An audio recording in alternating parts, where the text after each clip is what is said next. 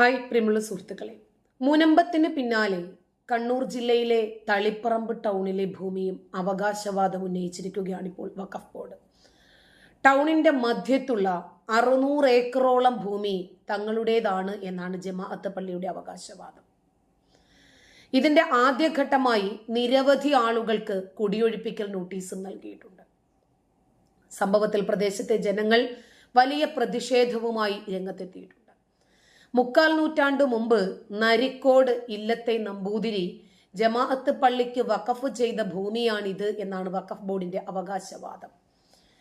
എന്നാൽ നോട്ടീസ് ലഭിച്ച ഭൂമിയുടെ ഉടമകളടക്കം ഈ വാദങ്ങളെ തള്ളിക്കളയുന്നുണ്ട്.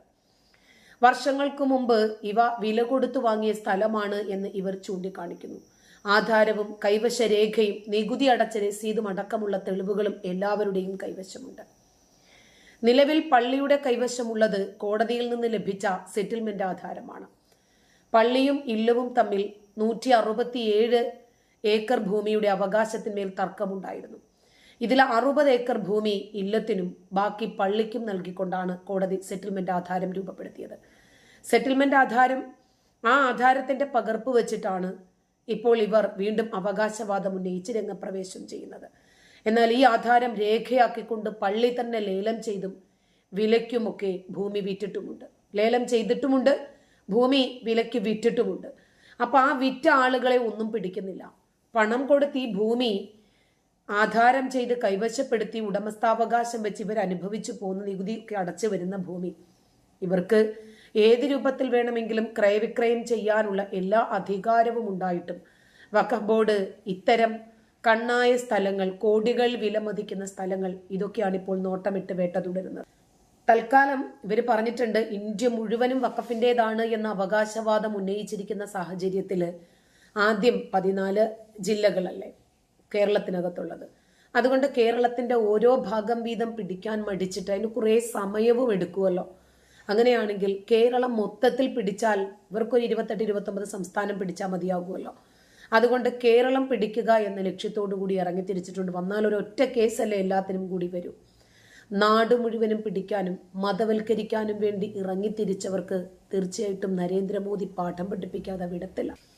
വഖഫ് അവകാശവാദം ഉന്നയിച്ച് ഏറ്റവും ഒടുവിൽ ഈ സ്വതന്ത്ര ഭാരതം മുഴുവനും അവരുടെ കൈകളിലാകും എന്നതൊരു യാഥാർത്ഥ്യം ഓരോ പ്രദേശം വീതം, അതായത് പാർലമെന്റ്, സുപ്രീം കോടതി, ഹൈക്കോടതി, ഇതൊക്കെയാണ് പിടിച്ചോണ്ടിരിക്കുന്നത്. ഇനിയിപ്പോ പാർലമെന്റ് മന്ദിരവും വഖഫ് ബോർഡ് പിടിച്ചെടുക്കില്ല എന്ന് നമുക്ക് ഉറപ്പ് പറയാൻ പറ്റില്ല. ഇതെന്റെ മാത്രം സംശയമല്ല.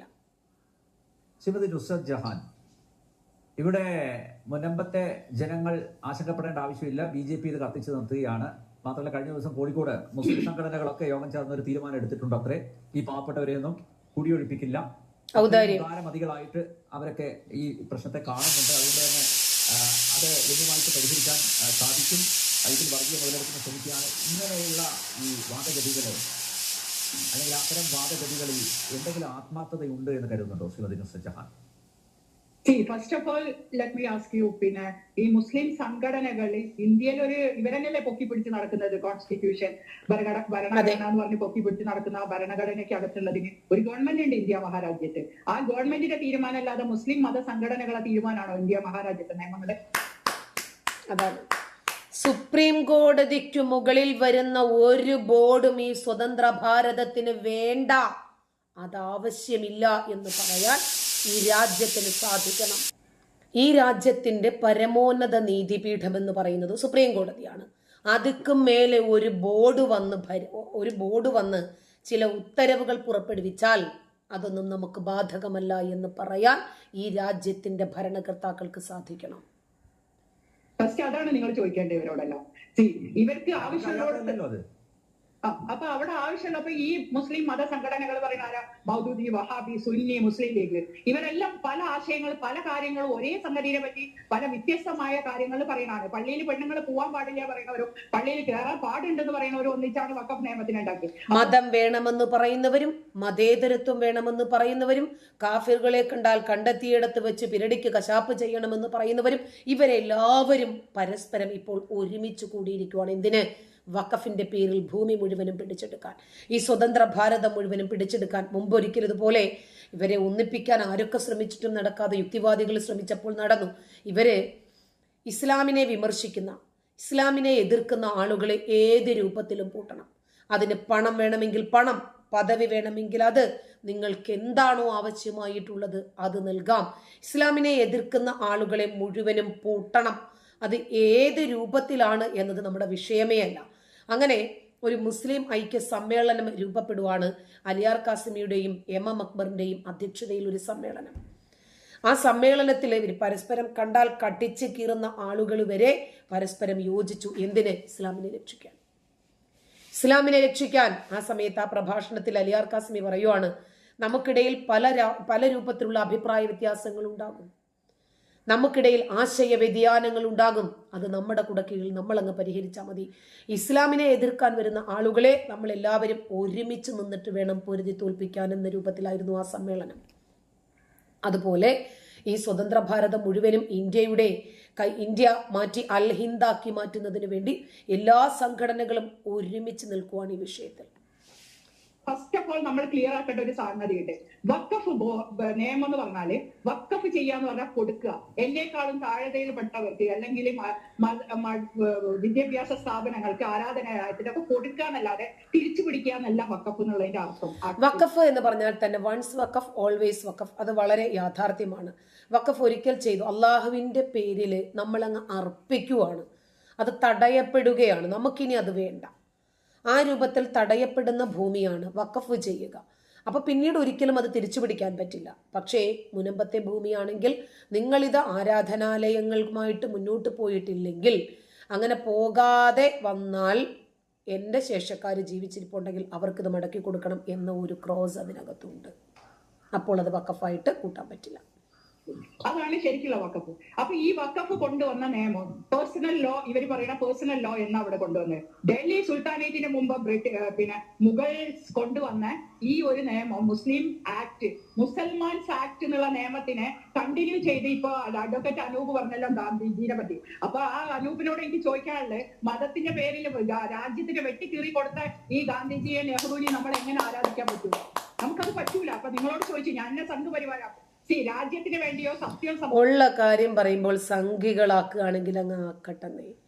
നെഹ്റുവും ഗാന്ധിയും ഒക്കെ ഈ ഇന്ത്യ മഹാരാജ്യത്തോട് ചെയ്ത ക്രൂരതകളുടെയൊക്കെ ചിത്രങ്ങൾ നമുക്ക് അനാവൃതമാക്കണം, കൊണ്ടുവന്നേ പറ്റൂ. ഇവരെപ്പോഴാണ് അനങ്ങാന്നറിയാമോ? രാഹുൽ ഗാന്ധിയുടെ വീട് വഖഫ് പിടിച്ചെടുക്കണം, കപിൽ സിബലിന്റെ വീട് വഖഫ് പിടിച്ചെടുക്കണം. ആ ഒരു സാഹചര്യം വന്നാൽ ഇവരുടെ തൊടയിൽ നുള്ളു കിട്ടിയാലേ ഇവർക്ക് നോക്കൂ. അപ്പോഴിവരാനും RSSോ സംഘപരിവാറോ BJPയോ ഇതെന്തോ മഹാ അപരാധം ചെയ്തൊരു സംഭവം പോലെ. സംഘപരിവാരം എന്ന് പറഞ്ഞാൽ അവർ ഈ രാജ്യത്ത് അംഗീകരിക്കപ്പെട്ട ഒരു സംഘടന. അത് അവർ പറയുന്നുണ്ടെങ്കിൽ നമ്മൾ പറയണ നമ്മൾ കണ്ട സത്യങ്ങളാണ്. അപ്പൊ ഈ വഖഫ് ബോർഡിന്റെ വഖഫിൽ വരാത്ത ഈ ഭൂമി ഇപ്പൊ എല്ലാവർക്കും അറിയാം എങ്ങനെയാണ് മുനമ്പ വഖഫ്. വഖഫ് എന്ന് പറഞ്ഞൊരു ഭൂമിയെ അല്ലായിരുന്നത്. അങ്ങല്ലെങ്കിൽ അന്ന് ആധാരം കിട്ടി ഇവർക്ക് അത് രജിസ്റ്റർ ചെയ്യാൻ ഈ അഡ്വക്കേറ്റ് മുഖാന്തരം കഴിയില്ല. അന്നത്തെ മുത്തവല്ലിക്ക് എഴുതി കൊടുത്ത സാധനമാണെങ്കിൽ ഒരിക്കലും അത് വേറൊരാൾക്ക് രജിസ്റ്റർ ചെയ്ത് അവർ കരം പഠിച്ചോണ്ടിരുന്ന ഒരു പ്രോപ്പർട്ടിയാണ്. അപ്പൊ മുസ്ലിം ലീഗ് എന്താണ് പറഞ്ഞത്? ഇന്ന് എന്താ പറഞ്ഞറിയോ? ഇത് തർക്ക ഭൂമിയാക്കി വെക്കാന്ന്. എന്താ അതിന് ഉദ്ദേശിച്ച്? തർക്ക ഭൂമി. അപ്പൊ ഇതൊക്കെ ഒരു ജാതിനെ പറയാന്ന് പറയുന്നത്. ജാതിനെ നമ്മളാണ് പറയിപ്പിക്കുന്നത്. ഞാൻ അടക്കമുള്ള എന്റെ ജാതിനെ പറയിപ്പിക്കുന്നത് നമ്മൾ തന്നെയാണെന്നുള്ളത് ഉറക്കെ പറയാ. അത് സംഘപരിവാറായിട്ടോ രാജ്യദ്രോഹിയായിട്ടോ ഒന്നല്ല. ഇവർ ഉദ്ദേശിച്ച ഈ കാര്യങ്ങളിൽ ഇവർ ഇതൊക്കെ പറഞ്ഞ് പാകിസ്ഥാനിൽ പോകുമ്പോ ഇവിടെ ബാക്കി ഉണ്ടായിരുന്ന ജനങ്ങളെ എങ്ങനെ ഇവരെ സ്വീകരിച്ചു എന്നുള്ളത് പറയണം. പിന്നെ എങ്ങനെ മുഗളന്മാരും ബ്രിട്ടീഷുകാരും ഉപേക്ഷിച്ചു പോയ ഭൂമികളെല്ലാം കോൺഗ്രസ്സുകാർ വഖഫിന് എഴുതി കൊടുക്കുക. ഇന്ന് വഖഫ് ഭൂമി എന്ന് കിടക്കുന്ന ഇന്ത്യയിൽ 1000-ലേറെ ലക്ഷക്കണക്കിന് ഏക്കർ ഭൂമി ഇന്ന് മുസ്ലിം പണക്കാരുടെ പേരില്ല. ഇവർക്കെന്താ നോട്ടീസ് അയക്കാത്തെ? ഈ പാവങ്ങളുടെ പേരിൽ മാത്രമേ നോട്ടീസ് പോകുന്നുള്ളല്ലോ കേരളത്തിലും. എത്ര തലശ്ശേരിയിലെ KE പള്ളി ഉദാഹരണമായിട്ട് എടുക്കുകയാണെങ്കിൽ സൈനുദ്ദീൻ എന്ന് പറഞ്ഞ ആളെ പേരിൽ കേസ് ഉണ്ട്. അയാൾ ഇന്ന് കേരളത്തിന്റെ വഖഫ് ബോർഡിലെ മെമ്പറാണ്. മായിനാജിന്റെ പേരിൽ കേസ് ഉണ്ട്. എങ്ങനെ ഈ മുത്തവല്ലിമാര് ഗവൺമെന്റിന്റെ ഒരു ബോഡിയിൽ, വഖഫ് ബോഡിയിൽ ഇവർ നിയമിക്കൂ? അവർ കമ്മ്യൂണിസ്റ്റുകാരല്ല. പിന്നെ കമ്മ്യൂണിസ്റ്റുകാരനായ പടച്ചോനില്ല എന്ന് പറയുന്ന ആളാണ് വഖഫ് ബോർഡ് ചെയർമാൻ ഓഫ് കേരള, അല്ലെ? അപ്പൊ ഈ വഖഫിനെ പറ്റി ഇവർ പഠിച്ചിട്ടാണോ ഇവര് നോട്ടീസ് അയക്കണേ? ഒരു കൂട്ടര് നോട്ടീസ് അയക്കും, മറ്റുള്ളവർ വെളുപ്പിക്കാൻ വേണ്ടിയിട്ട് അവിടെ വന്ന് പറയും. എന്നിട്ട് മതത്തിനെ പറയാ. ഒരു നല്ല മുസൽമാനും ഇവരോട് യോജിക്കാൻ തയ്യാറല്ല ഇന്ത്യയിലെ നല്ല. അപ്പൊ ഇവര് പറയും ദേശീയ മുസ്ലിം.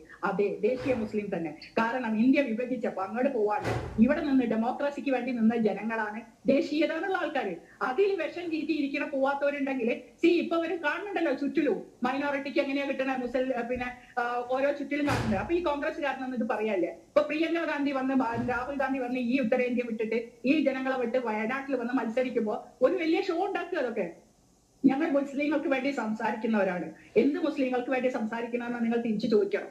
ഇവർക്ക് പറയാൻ പറ്റുന്ന വോട്ടിന് വേണ്ടി മാത്രം പാവപ്പെട്ട ജനങ്ങളെ യൂസ് ചെയ്ത് ത്രോ ചെയ്ത ആൾക്കാരാണ് ഈ ഉത്തരേന്ത്യയിൽ മുഴുവനും കാണുന്നത്. ഇപ്പൊ പാർലമെന്റ് വരെ വഖഫ് ഭൂമിയാ. നാളെ അവിടെ പള്ളിയാവില്ല എന്ന് ആരുണ്ട്?